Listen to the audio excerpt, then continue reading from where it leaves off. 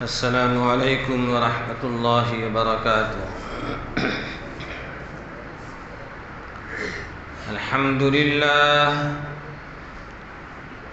الحمد للہ نحمده ونستعینه ونستغفره ونؤمن به ونتوکل علیہ ونعوذ باللہ من شرور انفسنا ومن سیئات اعمالنا من يهده الله فلا مضل له ومن يضلله فلا هادي له ونشهد أن لا إله إلا الله وحده لا شريك له ونشهد أن محمدًا عبده ورسوله أما بعد أرسله بالحق بشيرا ونذيرا وداعيا إلى الله بإذنه وسراجا منيرا فأعوذ بالله من الشيطان الرجيم بسم الله الرحمن الرحيم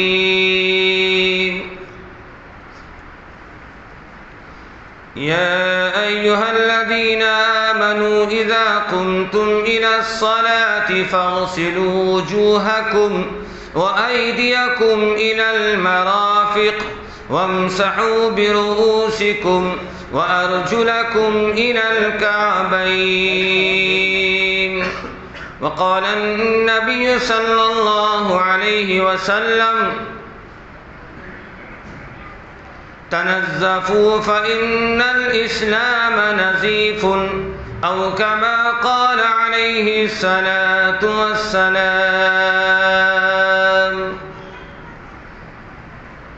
برادران اسلام، بزرگان محترم، امت کے غیور نوجوانوں، تمام تر حمد و ثنا اور خوبیاں اس خالق و مالک کے لیے جس نے ہم سب کو ایمان کی عظیم ترین نعمت عطا فرمائی، اور لاکھوں درود و سلام ہو امام الانبیاء خاتم الرسل جناب محمد الرسول اللہ صلی اللہ علیہ وسلم پر، جن کی محنت اور کوششوں کے صدقے میں آج ہم سب مومن اور مسلمان ہیں۔ قرآن مجید کی وہ آیت آپ کے سامنے پڑھی گئی ہے جس میں اللہ رب العالمین نے ایمان والوں کو وضو اور نماز کا طریقہ بتایا ہے۔ چونکہ نماز ام العبادت ہے، تمام عبادتوں میں سب سے بڑی عبادت ہے۔ حدیث پاک میں آتا ہے کہ قبر میں عبادات میں سب سے پہلے نماز کا سوال کیا جائے گا، اور اللہ کے نبی جناب رسول اللہ صلی اللہ علیہ وسلم کی احادیث میں آپ نے فرمایا کہ نماز میری آنکھوں کی ٹھنڈک ہے۔ اللہ کے نبی جناب رسول اللہ صلی اللہ علیہ وسلم نے فرمایا کہ نماز دین کا ستون ہے، اور آپ نے پھر تیسری جگہ ارشاد فرمایا من ترک الصلاۃ متعمدا فقد کفر، کہ جس نے نماز کو ترک کر دیا، جس نے نماز کو چھوڑ دیا، وہ کفر سے جا ملا۔ اور ایک جگہ ارشاد فرمایا کہ نماز دین کا ستون ہے، جس طرح مکان اور چھت ستون سے کھڑا ہوتا ہے، اسی طرح اسلام اور شریعت یہ نماز کا درجہ جو ہے یہ ستون کا درجہ ہے۔ اتنی اہم ترین عبادت ہے، تو اتنی عظیم عبادت پر اللہ نے اجر بھی اتنا رکھا ہے، اللہ نے نیکی بھی اتنی رکھی ہے۔ تو آپ دنیا میں ہم دیکھتے ہیں کہ جتنا اہم کام ہمارا ہوتا ہے، جتنا اہم سے اہم کام ہوگا اس کو اتنا اہمیت کے ساتھ کیا جاتا ہے کہ نہیں؟ یہ ہر کس و ناکس، ہر آدمی کا یہ مزاج ہے کہ دنیا کے اندر کوئی کام ہمارا ہونا ہے، اگر وہ کام بڑا کام ہے تو اس کے لوازمات بھی بڑے ہوتے ہیں، اس کے اہتمام بھی بڑے ہوتے ہیں۔ اسی طرح جب ساری عبادتوں میں سب سے بڑی عبادت نماز ہے، وہ بھی اللہ رب العالمین کے پیارے حبیب جناب رسول اللہ صلی اللہ علیہ وسلم نے فرمایا کہ نماز ام العبادت ہے، عبادات میں سردار کا درجہ ہے، عبادات میں سب سے اونچا درجہ، اونچا مقام، اس لیے کہ مومن رب سے سب سے زیادہ سجدے کی حالت میں قریب ہوتا ہے، اللہ سے جو قریب ہوتا ہے وہ سجدے کی حالت میں ہوتا ہے، اور اللہ رب العالمین کو اپنے بندوں کے اعمال میں عاجزی اور تواضع سب سے زیادہ اللہ کو پسند آتا ہے، اور اس بندے پر اللہ کو رحم آتا ہے جو بندہ تواضع کرتا ہے، عاجزی کرتا ہے، رب کے سامنے گر گراتا ہے۔ اور حدیث پاک میں آتا ہے کہ سجدہ انسانوں کے سارے جسم میں یہ پیشانی سب سے عظمت والی چیز ہے، انسان دنیا میں بھی کہتا ہے میری پیشانی کسی اور کے سامنے نہیں جھکے گی، یہ پیشانی صرف رب کے سامنے جھکنا ہے، خدا وحدہ لا شریک کے سامنے جھکانا ہے۔ تو یہ پیشانی انسان نماز میں زمین پر رکھ دیتا ہے، اللہ کو اس بندے پر رحم آتا ہے۔ تو اتنی عظیم عبادت کو عبادت کے طریقے سے کیا جائے، جب جا کر اس پر نیکی اور اجر ملے گا۔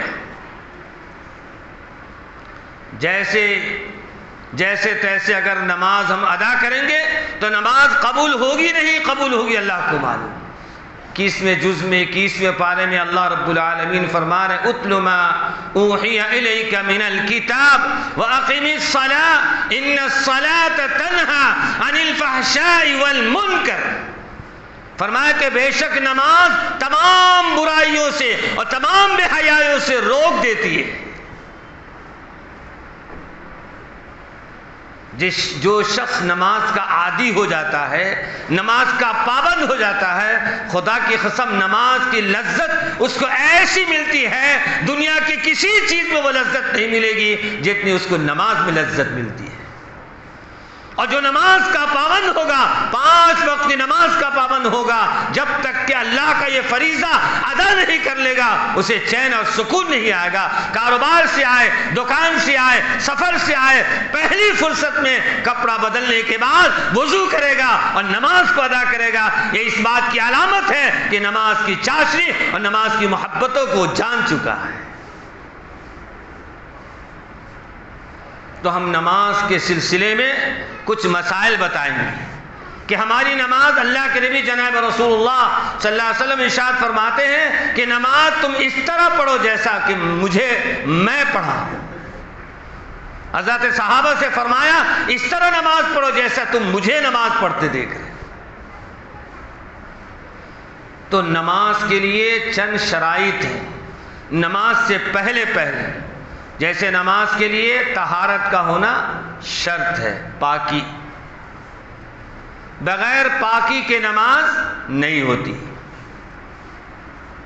پاکی کے اندر اللہ کے نبی جناب رسول اللہ صلی اللہ علیہ وسلم فرما رہے تنظفوا فإن الاسلام نظیف، کہ تم پاک صاف رہو اس لیے کہ اسلام پاک صاف مذہب ہے۔ اور فرمایا کہ اسلام پاک، الطہور شطر الایمان، پاکی آدھا ایمان ہے۔ اس لیے کہ آپ خود محسوس کرتے ہوں گے کچھ چیزیں جو ہے انسان کی فطری ہوتی ہے، صرف اشارہ کرنے سے بات سمجھ میں آ جاتی ہے۔ آپ جیسے ہی آپ پاکی حاصل کرتے ہیں یا ہاتھ پاؤں اچھی طرح دھو کر وضو کر لیتے ہیں تو آپ کا جسم ہلکا محسوس ہوتا ہے۔ معلوم یہ ہوا کہ پاکی آدھا ایمان ہے۔ اللہ کے نبی جناب رسول اللہ صلی اللہ علیہ وسلم ارشاد فرماتے کہ اللہ کی ذات پاک ہے اور پاکی کو اللہ پسند فرماتا ہے۔ اسی لیے ہر مومن کو چاہیے ہر وقت پاک رہے، ہر وقت باوضو رہے۔ اللہ کے نبی جناب رسول اللہ صلی اللہ علیہ وسلم نے ارشاد فرمایا کہ دیکھو مسواک کرنے والا، مسواک کرتے نا، مسواک نبی کی سنت ہے، بہت سارے اس کے فوائد ہیں، اس کی تفصیل کا وقت نہیں ہے۔ بس ایک بات، جب حضرت اسرائیل علیہ السلام موت کا فرشتہ انسانوں کے پاس روح قبض کرنے کے لیے آتا ہے تو حدیث پاک میں آتا ہے، فرمایا کہ جو بندہ کثرت کے ساتھ مسواک کرتا ہے حضرت اسرائیل اس کو کلمہ پڑھا دیتے، کلمہ پڑھ لو لا الہ الا اللہ۔ یہ مسواک کی برکت ہے۔ کم از کم آج کا ماحول برش کرنے کا ہے، ظاہر سی بات ہے آج کی غذائیت ایسی استعمال ہو رہی ہے، اس کے لیے برش کرنا بھی ضروری ہے، پاکی کے لیے وہ بھی کیجئے، لیکن نبی کی سنت کو زندہ کرنے کے لیے اس سے اللہ کے نبی نے فرمایا مسواک کرنے سے گلا صاف ہوتا ہے، مسواک کرنے سے بلغم نکلتا ہے، مسواک کرنے سے ذہن تیز ہوتا ہے، مسواک کرنے سے کھانا ہضم ہوتا ہے۔ یہ سارے اس کے فوائد بتائے گئے ہیں، اور سب سے بڑا فائدہ یہ ہے جو کثرت کے ساتھ مسواک کرے گا انشاءاللہ کلمے پر اس کی موت نصیب ہوگی۔ تو طہارت و پاکی، ظاہری طہارت بھی حاصل کرنا ہے، باطنی طہارت بھی حاصل کرنا ہے۔ اس لیے ظاہر اور باطن کی شرط اس لیے ہے کہ ایک آدمی اچھی طرح وضو کر لے، نہا لے، نیا کپڑا پہن لے، خوشبو مشک لگا لے، اور بغیر ایمان کے اگر نماز پڑھتا تو نماز معتبر نہیں ہے۔ اس لیے کہ اندر جو ناپاکی ہے، انما المشرکون نجس، کہ شرک جو ہے، یہ مشرک کا جو عمل ہے یہ گندگی ہے، پلید ہے۔ تو ظاہر کا بھی پاک ہونا اور باطن کا بھی پاک ہونا ضروری ہے۔ تو نماز کے لیے پہلا درجہ ہے پاکی حاصل کرنا، اور پاکی حاصل کرنے کے بعد ہم وضو کرتے ہیں۔ وضو کے اندر 4 فرض ہیں۔ کتنے فرض ہیں؟ 4 فرض ہیں۔ غسل کے اندر 3 فرض ہیں۔ ایک فرض ہے کلی کرنا، غرغرہ کے ساتھ، غرغرہ بولتے تو یہاں تک پانی پہنچانا، اگر روزے کی حالت میں تو پھر غرغرہ نہیں کرنا، جلدی جلدی بولتا ہوں نہیں تو باقی مسئلے رہ جائیں گے۔ دوسرا نمبر، کلی کے ساتھ ناک میں پانی لینا، بالکل جہاں تک نرم ہڈی ہے وہاں تک۔ بہت بڑے سائنسداں کی تحقیق ہے کہ اللہ تعالیٰ نے ہمارے ناکوں کے اندر جو ہے ایسے چھوٹے چھوٹے بال رکھ دیے ہیں، دراصل وہ بال نہیں ہے، وہ ہوا جو اندر جاتی ہے اس کے لیے، اس کے پاک کرنے کے لیے اللہ نے فلٹر کے لیے اس کو رکھ دیا ہے۔ ایمان والے کہ ہر چیز میں فائدہ ہے اگر اللہ کی اس نعمت کا استحضار تو غرغرہ کرنا۔ اور تیسرا نمبر یہ کہ پورے جسم پر پانی بہانا، اس طرح بہانا کہ تھوڑا سا بھی جسم خشک نہ رہ جائے، تھوڑا سا بھی سوکھا نہ رہ جائے۔ رگڑ کر، اچھی طرح رگڑ کر دھونا، خلال کرنا۔ بعض علماء نے لکھا ہے کہ یہ خلال کرنے میں بہت فائدہ ہے۔ بہت سارے لوگ جو ہے شوگر کے پیشنٹ ہوتے ہیں، اور ان کے اکثر آپ دیکھتے ہوں گے جن کو شوگر بہت ہائی ہو جاتا ہے ان کے پاؤں میں زخم ہو جاتے ہیں، اور ایسی نوبت آ جاتی ہے کہ انگلیاں اور پاؤں کاٹنے کی نوبت آ جاتی ہے۔ اسلام کا فائدہ دیکھیے، اس لیے کہ اس میں غفلت ہو جاتی ہے۔ صبح ایک بار منہ ہاتھ دھو لیا، اب شام میں بھی بیچارہ دھوئے گا یا نہیں دھوئے گا، سو جائے گا، پھر 24 گھنٹے کے بعد کل نمبر آئے گا۔ لیکن اگر وہ نمازی ہے تو 5 وقت وضو کرے گا، انگلیوں کا خلال کرے گا، جس کی بنیاد پر اس کی میل کچیل دور ہوگی، اور جب میل کچیل دور ہوگی تو زخم وغیرہ پھنسی وغیرہ نہیں ہوگی۔ یہ وضو کا فائدہ ہے۔ اور تحقیق سنیے، وضو کا فائدہ یہ ہے کہ جس سر پر جتنی سر کی جو رگیں ہیں وہ ساری رگیں جو جسم میں منتقل ہوتی ہے وہ پیچھے کے گردن کے حصے سے آتی ہے۔ اور جب انسان وضو کرتا ہے اور مسح کرتا ہے، ہاتھ کو تر کر کے جب پیچھے مسح کرتا ہے تو اس کو تری پہنچتی ہے۔ اسی لیے فرمایا گیا، علماء نے، حکیموں نے اور علماء نے لکھا ہے کہ وضو کا جو پابند ہوگا وہ اکثر دیکھیں گے آپ پاگل نہیں ہوگا، اس کا دماغ کمزور نہیں ہوگا۔ وہ اس لیے کہ وہ 5 وقت میں مسح کرتا ہے، اور یہ رگیں جو پیچھے کو جا رہی ہے وہ سب رگوں کو تازگی پہنچ رہی ہے۔ یہ سب وضو کے اسلام کے فائدے ہیں دوستوں۔ تو 4 فرض ہیں، غسل کے 3 فرض آپ کو سمجھ میں آ گئے، کلی کرنا، ناک میں پانی لینا، اور پورے جسم کو اچھی طرح دھونا، رگڑ کے تھوڑا سا بھی خشک نہ رہ جائے۔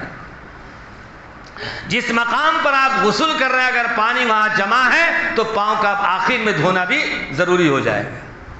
یہ تو غسل کا طریقہ ہے، فرض ہے۔ وضو کے اندر 4 فرض ہیں، وضو کے اندر 4 فرض ہیں۔ فرض، سنن اور نوافل، مستحبات یہ الگ ہیں۔ 3 بار ہاتھ دھونا، 3 بار ناک میں پانی لینا، کلی کرنا، یہ سارے مستحبات میں سے ہیں۔ وہ سب کریں گے سنت کے مطابق تو نیکیوں کا درجہ وضو اچھے طرح ہوگا۔ جب وضو اچھی طرح ہوگا تو انشاءاللہ نماز میں خشوع پیدا ہوگا۔ لیکن جو فرائض ہیں وہ فرائض کا جاننا ضروری ہے۔ نمبر 1 چہرہ دھونا۔ نمبر 1 چہرہ، بال کے اگنے کی جگہ سے ٹھڈی تک، ایک کان کی لو سے دوسری کان کی لو تک اتنا چہرہ دھونا وضو میں فرض ہے۔ یا ایھا الذین آمنوا، اے ایمان والو، اذا قمتم الی الصلاۃ، جب نماز کے لیے کھڑے ہو جاؤ، اذا قمتم الی الصلاۃ فاغسلوا وجوہکم، اپنے چہرے کو دھو۔ اللہ کے نبی صلی اللہ علیہ وسلم نے چونکہ حدیث پاک میں اور قرآن پاک میں جو حکم دیا گیا ہے وہ اجمال ہے، اس کی تفسیر اللہ کے نبی کی حدیث ہے۔ تو اللہ کے نبی صلی اللہ علیہ وسلم نے قرآن نے کہہ دیا فاغسلوا وجوہکم، اپنے چہرے کو دھو۔ چہرہ کتنا دھونا ہے؟ تو اللہ کے نبی نے اس کی تفصیل بتائی کہ بال کے اگنے کی جگہ سے ٹھڈی تک اور اس کان کی لو سے اس کان کی لو تک چہرہ دھونا فرض ہے وضو میں۔ نمبر 2 وَأَيْدِيَكُمْ إِلَى الْمَرَافِقِ، اور اپنے ہاتھ کو دھو۔ مرافق، یہ جو ہڈی ہے یہاں ابری ہوئی ہڈی، اونچی ہڈی، اس کو مرافق کہتے ہیں۔ یعنی وضو کے اندر مرافق تک اس ہڈی کو دھونا شامل ہے۔ بہت سارے لوگ اجلت میں وضو کرتے ہیں، یہاں تک دھو لیا، اس بات کا خیال کیا نہیں کہ ہماری یہ ہڈی دھولے میں آئی یا نہیں آئی۔ اگر تھوڑا سا بھی وہ ہڈی جس کو مرافق قرآن نے کہا اگر وہ خشک رہ گیا تو آپ کا وضو نہیں ہوگا۔ جب وضو نہیں ہوگا تو نماز ہوگی نہیں۔ تو دوسرا فرض ہے وَإِلَى الْمَرَافِقِ، مرافق تک دونوں ہاتھ دھونا۔ وَامْسَحُوا بِرُؤُوسِكُمْ، اور اپنے سر کا مسح کرنا، اپنے سر کا مسح کرنا۔ امام ابو حنیفہ رحمۃ اللہ علیہ نزدیک چوتھائی سر کا مسح فرض ہے۔ چوتھائی 2 اور 2 4 حصے، سر کے 4 حصے کرے، 1/4 ایک حصہ اگر آپ نے مسح کر لیا تو آپ کا فرض ادا ہو گیا۔ امام شافعی رحمۃ اللہ علیہ کے اندر اس میں وسعت ہے، چند بال بھی اگر آپ نے مسح کر لیا تو آپ کا وضو ہو جائے گا۔ بہرحال تو سنت طریقہ یہ ہے کہ پورے سر کا مسح کرنا ہے۔ کیا کرنا ہے؟ پورے سر کا مسح کرنا، گردن کا مسح کرنا اور خلال کرنا۔ جب جا کر ہمارا وضو صحیح طریقے سنت کے مطابق ہوگا تو انشاءاللہ نماز میں خشوع پیدا ہوگا۔ تو چہرہ دھونا، دوسرے نمبر پہ دونوں ہاتھ دھونا، تیسرے نمبر پر سر کا مسح کرنا، اور چوتھے نمبر فرمایا وَأَرْجُلَكُمْ إِلَى الْكَعْبَيْنِ، اور کعبین کہتے ہیں پاؤں کے داہنے طرف دیکھیں جو ہڈی ابری ہوئی ہڈی ہے اس کو عربی میں کعبین کہتے ہیں۔ کعبین تثنیہ کا جمع، دونوں ہڈی ہے نا اس لیے کعبین کا، دونوں پاؤں کی ملا کر۔ اللہ رب العالمین فرما رہے ہیں کہ پاؤں وضو کے اندر یہ ابری ہوئی ہڈی کا دھونا وضو میں فرض کا درجہ ہے، اگر خشک رہے گی تمہارا وضو نہیں ہوگا۔ یہ 4 فرض ہو گئے۔ وضو کے اندر کچھ آداب ہیں، اس آداب کی رعایت کریں گے تو اور مزہ آئے گا، اور زیادہ وضو اچھا ہوگا۔ مثلا مسواک کرنا، اونچی جگہ بیٹھنا، قبلے کی طرف بیٹھنا، یہ سارے آداب کی اور بسم اللہ پڑھ کر وضو شروع کرنا، وضو شروع کرنے کا وضو ختم کے بعد اشہد ان لا الہ الا اللہ وحدہ لا شریک لہ واشہد ان محمدا عبدہ ورسولہ، یہ دعا پڑھنا۔ اور ایک اور دعا ہے اللہم اجعلنی من التوابین واجعلنی من المتطہرین، کہ یہ دعا پڑھنا یہ سنت کے مطابق اگر ہمارا وضو ہوگا تو انشاءاللہ نماز کے اندر خوب دل لگے گا، مزہ آئے گا، چاشنی محسوس ہوگی۔ آج ہماری نمازوں کا حال یہ ہے نماز کے اندر خشوع نہیں ہے، نماز کے اندر خشوع نہیں، بہت بے چینی ہے، سکون نہیں ہے، تعدیل ارکان کی طرف توجہ نہیں ہے۔ تو اس لیے ضروری ہے کہ پہلا درجہ وضو ہے، وضو کو اہتمام کے ساتھ کیا جائے تاکہ وضو کی برکت سے ہماری نماز میں خشوع پیدا ہو جائے۔ وضو مکمل ہو گیا، وضو کے بعد 2 رکعت نماز تحیۃ الوضو پڑھنا، اور نصیب ہو جائے تو مسجد میں آنے کے بعد 2 رکعت نماز تحیۃ المسجد پڑھنا، بہت ثواب، بہت زیادہ نیکی، 2 رکعت نماز تحیت المسجد پڑھنا نفل. اس کے بعد آگے جو وقت ہے وقت معلوم کر کے کون سے نماز کا وقت ہے, اس میں کتنی سنن ہے. سنت کی بھی 2 قسمیں ہیں, سنت مؤکد, سنت غیر مؤکد. وہ سنت جس کو مؤکد کہتے ہیں, جو کمپلسری ہے, جس کا پڑھنا لازم اور ضروری ہے, وہ سنت ہے جس کو سنت مؤکد کہتے ہیں, جس کو اللہ کے نبی صلی اللہ علیہ وسلم نے کبھی نہیں چھوڑا. فجر کی نماز سے پہلے 2 رکعت سنت, سنت مؤکد. ظہر کی نماز سے پہلے 4 رکعت سنت, سنت مؤکد. ظہر کی نماز کے بعد 2 رکعت سنت, سنت مؤکد. مغرب کی نماز کے بعد 2 رکعت سنت, سنت مؤکد. عشاء کی نماز کے بعد 2 رکعت سنت, سنت مؤکد. عصر کی نماز سے پہلے 4 رکعت سنت, سنت غیر مؤکد. ضروری نہیں ہے, اگر پڑھا جائے بہت اچھا ہے, بہت نیکی ہے. عشاء کی نماز سے پہلے 4 رکعت سنت, سنت غیر مؤکد. اور پھر عشاء کی نماز کے بعد جو ہے, جو عشاء کی پوری 17 رکعت نماز ہے, سنت ہے, پھر نفل ہے, پھر سنت ہے, پھر 3 رکعت وتر, واجب وتر ہے. یہ تمام نمازوں کو پڑھنا ہے, اس کو معلومات کرنا ہے. تو جب نماز کے لیے کھڑے ہوتی ہے تو باہر کے فرائض ہو گئے, اب نماز کے اندر آ جائے. اب جب نماز ہم شروع کریں گے تو چند چیزیں اس کا بھی جاننا ضروری ہے. مثلا جب ہم نماز پڑھ رہے ہیں تو شرائط نماز میں سے لکھا ہے جسم کا پاک ہونا, جسم کا پاک ہونا. نمبر 2, کپڑوں کا, جو کپڑا ہم پہن رہے ہیں نماز کی حالت میں اس کپڑے کا پاک ہونا ضروری ہے. نمبر 3, سطر کا ڈھانکنا. مردوں کا سطر گھٹنے سے لے کر, مردوں کا سطر جو ہے ناف, یعنی ناف تک, اور ناف سے لے کر جو ہے یہ گھٹنے تک کا حصہ جو ہے یہ سطر ہے. یعنی اس سے اوپر کا حصہ کھلا رہے گا یا گھٹنے سے نیچے کا حصہ کھلا رہے گا تو آپ کی نماز ہو جائے گی. لیکن یہ ناف کا جو حصہ ہے, گھٹنے سے لے کر ناف تک کا حصہ اگر نماز کی حالت میں کھلا رہ گیا تو نماز نہیں ہوگی. اس لیے کہ شرط ہے, نماز شرط ہے, فرض ہے اس کا چھپانا. بہت سارے حضرات جو ٹی شرٹ پہن کے نماز پڑھتے ہیں ان کو احتیاط کرنا ضروری ہے. وہ ناف کا گھٹنے کے درمیان کا حصہ کھل جانے کی وجہ سے ان کی نماز باطل ہو جاتی, ان کو پتہ بھی نہیں چلتا, خوش ہے میں تو نماز پڑھ کے آ گیا. اس لیے اس بات کا لحاظ کرنا ضروری ہے. اور عورتوں کا سطر چہرہ چھوڑ کر, دونوں کلائی چھوڑ کر پورا جسم ان کا سطر ہے. تو سطر کا چھپانا. نمبر 1, بدن کا پاک ہونا, کپڑوں کا پاک ہونا, سطر کا چھپانا, جگہ کا پاک ہونا. جہاں آپ سجدہ کر رہے ہیں وہ جگہ پاک رہنا چاہیے, تبھی آپ کا سجدہ صحیح ہوگا. نمبر 5, نماز کا وقت ہونا. اب جمعہ کا وقت ہے, عصر کے وقت میں آپ جمعہ پڑھیں, آپ کا جمعہ ہوگا نہیں ہوگا. ظہر کے وقت میں ظہر کی نماز پڑھنا, عصر کے وقت میں عصر کی نماز پڑھنا. تو نماز کا وقت ہونا بھی شرائط میں سے ہے. اور پھر نیت کرنا. کیا کرنا؟ نیت کرنا. نیت زبان سے کہنا ضروری نہیں ہے, دل کے ارادے کا نام نیت ہے. آپ وضو کر رہے ہیں, کون سی نماز کے لیے آپ گھر سے آ رہے ہیں, یہی نیت. زبان سے کرتا اور اچھا ہے. اور 7ویں چیز ہے قبلے کی طرف رخ ہونا. قبلہ کی طرف رخ ہونا.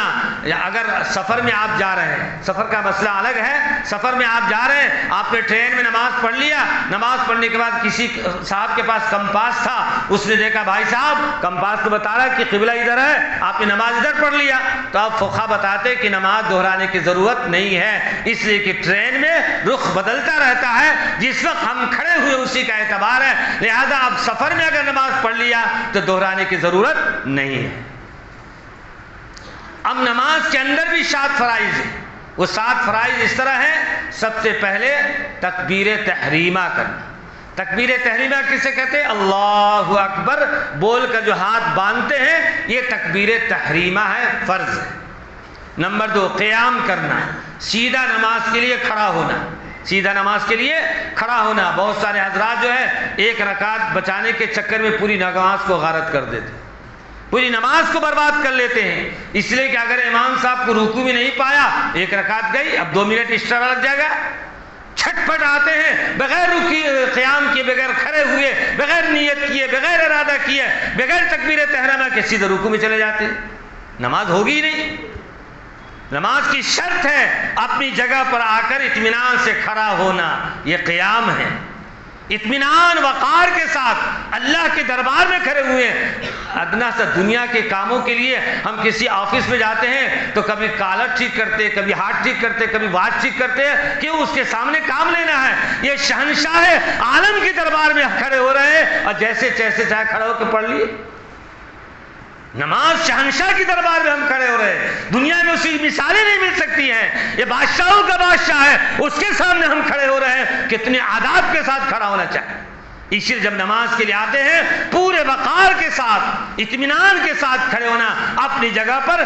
علماء اور فقہاء نے لکھا ہے کہ قیام کا مطلب یہ ہے ہمارے جسم کا ہر اعضا اپنی جگہ پر سکون پا جائے، ہاتھ پاؤں چہرہ کپڑا سب چیز اطمینان سے کھڑا ہو جانا، اس کے بعد نیت کرنا بس اللہ اکبر، ہاتھ باندھنا۔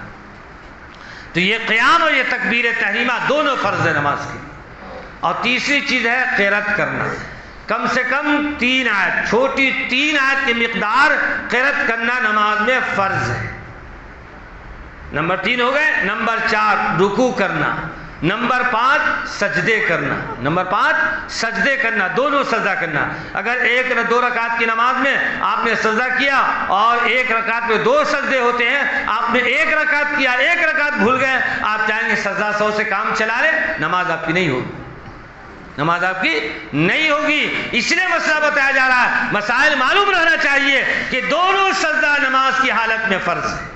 ایک سجدہ 1 رکعت میں جو 2 سجدے ہوتے ہیں، 1 رکعت 1 سجدہ کیا، 1 سجدہ آپ بھول گئے تو آپ کی نماز نہیں ہوگی، اس سے کہ آپ کا فرض آپ کے ذمہ باقی رہ گئے۔